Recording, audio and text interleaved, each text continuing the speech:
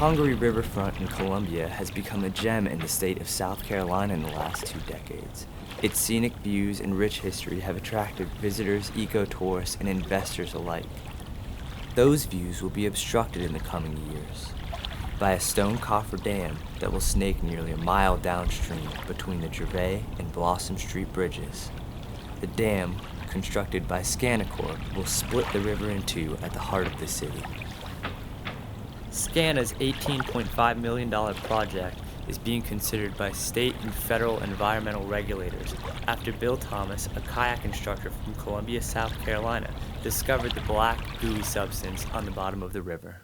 Toward the end of one of our trips in May of 2010, I had a group out there and I waded out into the water to do these instructions, and first I noticed the smell, and then I felt the sticky substance all over my feet and all over my river sandals.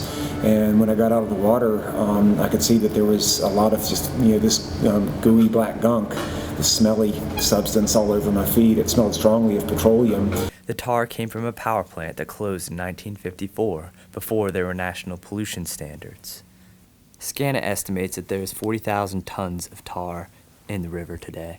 I try to stay away from the specific spot where I know it to be.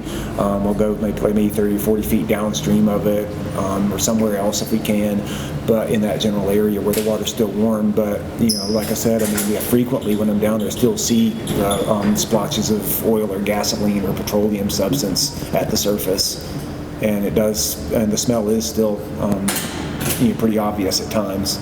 Since the tar was discovered, DHEC has posted signs warning swimmers to stay out of the water that is contaminated with more than a dozen chemicals, including benzene, a chemical linked to cancer. Tar is not the only thing hidden beneath the Congaree River. There is an enormous stockpile of 1860s ordnance in the river. There's over 1,200,000 rounds of small arms ammunition alone. That's going to be an awful lot of weight. SCANA would not acknowledge the likelihood of military ordnance under the tar cap. South Carolina's underwater archaeologist James Spyrick is not persuaded that massive amounts of Civil War armaments will be found. Local lore in a February 17, 1865 inventory of rebel ordnance captured by William Tecumseh Sherman indicate otherwise. Well, this local sort of feeling and legend is actually based on some very solid history. Columbia was both an arms manufacturing city for the Confederacy as well as a depot and storage place for weapons. And these things, after they were captured by Sherman's army, a great number of these things were actually deliberately dumped into the river to get rid of them.